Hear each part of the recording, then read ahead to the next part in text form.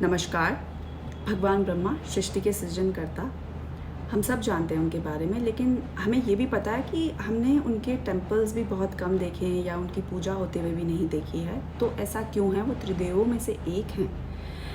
पौराणिक कथा के अनुसार एक बार भगवान ब्रह्मा और भगवान विष्णु में इस बात के लिए बहस हुई कि कौन ज़्यादा पावरफुल है, कौन ज़्यादा शक्तिशाली है। तो भगवान शिव ने जो है एक ज्वाला रूपी ज्योतिर्लिंग का जो है अपना रूप लिया और भगवान विष्णु और ब्रह्मा को बोला कि आप इसका एंड ढूंढिए। भगवान ब्रह्मा जो है ऊपर की तरफ गए और भगवान विष्णु जो है वो नीचे की तरफ गए।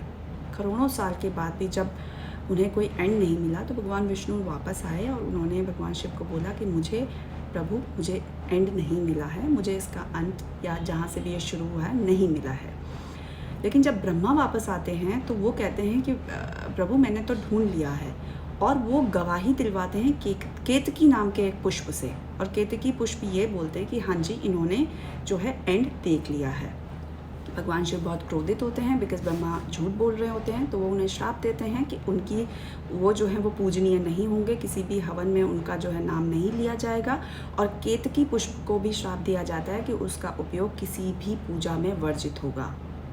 अब अगर हम हिंदू दर्शन के अकॉर्डिंग भी देखें तो भगवान ब्रह्मा ने सृष्टि का सृजन किया, उनका काम खत्म हो गया। अब जो कंटिन्यूएशन में काम चल रहा है वो चल रहा है भगवान विष्णु के द्वारा जो पालन करता है, और भगवान शिव के द्वारा जो कि संहारक हैं, प्रोटेक्टर हैं।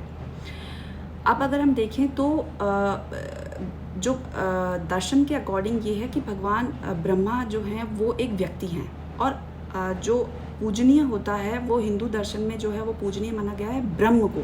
ब्रह्म यानी निर्गुण और निराकार।